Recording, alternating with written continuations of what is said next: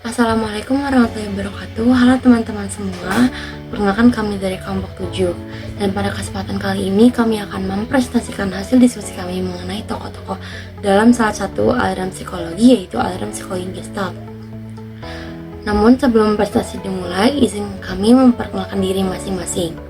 Nama saya Cahya Aisyarani dengan NIM 0603 523022. Assalamualaikum warahmatullahi wabarakatuh. Halo semuanya, perkenalkan saya Fiona Marsa Belinda dengan nomor induk mahasiswa 0603523032.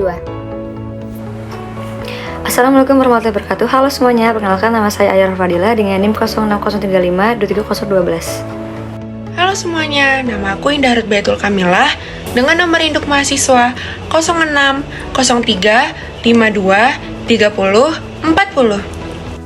Saya Fadia Akila Kholinisa dengan NIM 06035230229.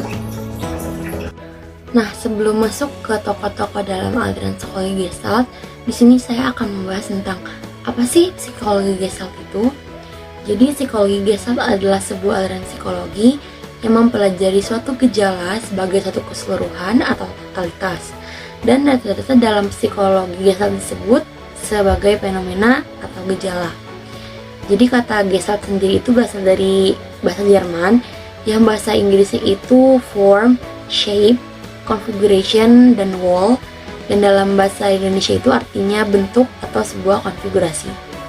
Selanjutnya, menurut teori Gestalt, seseorang memersepsi sesuatu yang primer adalah keseluruhannya atau gestalnya, sedangkan bagian-bagiannya adalah hal sekunder. Dengan demikian, meskipun teori Gestalt menyatakan bahwa manusia memersepsi sesuatu hal secara utuh, namun bukan berarti ia juga tidak dapat memersepsinya secara terpisah, terutama saat ia melakukan analisis atau setidaknya menggunakan pemikiran kritisnya. Kurt Lewin merupakan tokoh psikologi terapan yang terkenal dengan teori medan sebagai penggabungan antara ilmu fisika dan psikologi. Lewin juga dikenal sebagai pelopor dari pendirian psikologi sosial modern. Bahkan pada tahun 2002, Lewin merupakan tokoh psikolog terkemuka dengan posisi 18 teratas psikolog terpengaruh di dunia psikologi. Lewin memiliki nama lengkap Kurt Zadek Lewin. Ia lahir pada tanggal 9 September 1890. Pada tahun 1905, Lewin mengambil kuliah jurusan kedokteran. Namun di awal semester, Lewin masih tidak cocok dan beralih ke jurusan biologi di universitas yang berbeda dari sebelumnya. Setelah menjadi mahasiswa di jurusan biologi, Lewin aktif mengikuti gerakan sosial, khususnya pada gerakan hak perempuan. Ketika Perang Dunia Pertama terjadi, tepatnya pada tahun 1914, Lewin ikut serta dalam perang tersebut sebagai tentara Jerman.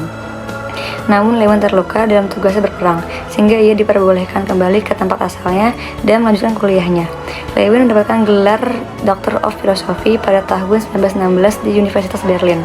Setelah Perang Dunia Pertama usai, Lewin bekerja sebagai asisten peneliti di salah satu lembaga psikologi. Dari situ Lewin mengubah pandangannya yang awal aliran psikologi behavioristik menjadi psikologi Gestalt.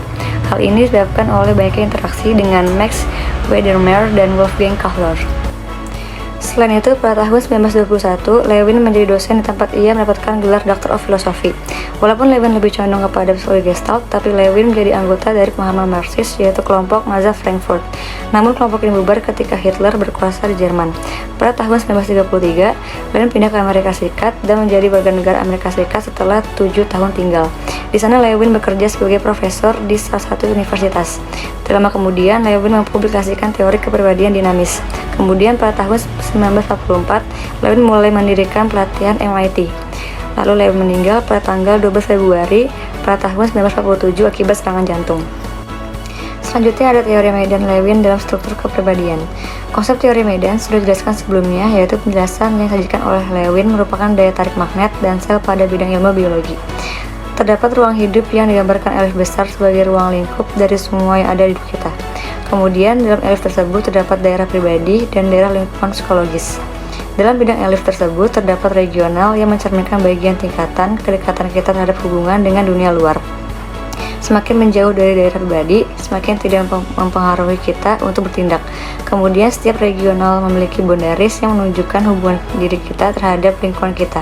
Semakin tebal garis regional, semakin sulit ditembus oleh kita. Selanjutnya ada teori medan Lewin dalam perkembangan kepribadian. Secara ringkas, Lev mengatakan bahwa semakin bertambah usia, orang semakin sadar pentingnya pengorganisasian dan sistematis. Kemudian semakin bertambahnya usia, semakin kompleks tingkah laku seseorang. Selanjutnya, semakin bertambah usia, semakin bisa membedakan antara mana yang realistis dan yang tidak realistis. Terakhir, semakin bertambah usia, orang akan berusaha mendapatkan hasil yang semaksimal mungkin dengan usaha yang seminim mungkin. Selanjutnya, tokoh dari aliran psikologi Gestalt ada Wolfgang Kohler. Jadi Wolfgang Kohler ini adalah seorang psikolog Jerman yang lahir pada tanggal 21 Januari 1887 di Tallinn, Estonia. Ayah Kohler bernama Franz Kohler dan ibunya bernama Wilhelmine Girgensson. Kohler ini merupakan tokoh penting dalam pengembangan pemikiran psikologi Gestalt yang berusaha memahami pembelajaran, persepsi, dan komponen-komponen lain kehidupan mental sebagai sebuah kesatuan struktur. Kemudian ada perjalanan singkat karir Wolfgang Kohler. Jadi Kohler ini berkuliah di Universitas Tübingen di Bonn dan Universitas Berlin, di mana ia menerima pelatihan ilmiah menyeluruh di bidang fisika, kimia, dan biologi. Kemudian ia mendapatkan gelar Doctor of Psychology dalam bidang psikologi di Universitas Berlin pada tahun 1909. Pada tahun 1910 di Frankfurt, Kohler ini bertemu dengan Kafka, dan di sana ia menjadi subjek pertama Max Wertheimer dalam eksperimen paling awal dalam karyanya yang meletakkan bagi dasar-dasar psikologi Gestalt. Pada 1913, Kohler ini ditunjuk sebagai direktur stasiun Anthropoid di Tenerife di Kepulauan Canary. Di sana ia menulis salah satu bukunya yang terkenal yaitu The Mentality of Apes tahun 1917. Hingga pada 1920, Kohler ini kembali ke Berlin menjabat sebagai direktur Institut Psikologi, menjadi ketua dan direktur dari tahun 1922 sampai 1935. Dan di sana ia juga menjabat sebagai profesor filsafat di Universitas Berlin. Jadi selama di Berlin, Kohler ini menulis buku Psikologi Gestalt 1929 yang menjelaskan berbagai aspek teori Gestalt berdasarkan serangkaian penyelidikan yang dilakukan di institut. Kemudian, Kohler bersama teman-temannya mendirikan Psychologist Forschung atau jurnal yang menyediakan forum, publikasi penelitian, dan diskusi di bidang psikologi Gestalt. Pada tahun 1925, Kohler ini menghabiskan 1 tahunnya sebagai profesor tamu di Universitas Clark di Amerika Serikat. Kemudian meningkatnya ancaman Nazi pada 1934, Kohler ini menerima posisi sebagai dosen William James di Universitas Harvard dan profesor tamu di Universitas Chicago pada 1935. Di sana ia mengedit kuliah William James dari tahun 1934, menerbitkannya pada tahun 1938 dengan judul Tempat Nilai di Dunia Fakta. Pada tahun 1956, Kohler ini terpilih sebagai Presiden American Psychological Association. Hingga akhirnya Wolfgang Kohler ini meninggal pada 11 Juni tahun 1967 di Enfield, New Hampshire. Jadi ada satu teori yang dikemukakan oleh Wolfgang Kohler yang bernama Insight in Learning Perspective Theory atau biasa disebut teori insight. Jadi teori insight ini berasal dari salah satu eksperimen Wolfgang Kohler, di mana dalam eksperimen ini ia menggunakan 4 sifat sebagai objek eksperimennya. Kemudian simpanse ini diberikan alat sebuah tongkat dan balok untuk mengambil makanan yang berada di luar jangkauan mereka. Tapi mereka gagal dalam mengambil makanan tersebut. Tapi dari kegagalan tersebut inilah mereka mampu mendapatkan makanannya. Dan disinilah akhirnya muncul teori insight yang bermula dari trial dan error, yang akhirnya menumbuhkan sebuah pemahaman. Menurut eksperimen Wolfgang Kohler, insight in learning ini dapat diamati ketika mempelajari perilaku pemecahan masalah pada simpanse. Insight in learning adalah suatu proses belajar mengajar yang diawali dengan proses trial dan error, tetapi dalam peristiwa tersebut akhirnya dicapai suatu pemahaman. Dalam insight in learning ini terdapat 6 sifat khas yang dikemukakan oleh Kohler, yaitu yang pertama ada insight bergantung pada kemampuan dasar, yang kedua ada insight bergantung pada masa lampau yang relevan, yang ketiga ada insight bergantung pada pengaturan secara eksperimental, yang keempat ada insight didahului oleh proses coba-coba, yang kelima ada insight dapat diulang dengan mudah karena sudah terbentuk, dan yang terakhir ada insight yang telah diperoleh dapat digunakan untuk menghadapi situasi. Kemudian ada karya-karya yang dibuat oleh Wolfgang Kohler. Jadi selama bekerja di Akademi Ilmu Pengetahuan Prussia, Kohler ini menuliskan penemuan-penemuannya dalam satu bukunya yang berjudul Intelligence Prüfungen and Messenhafen.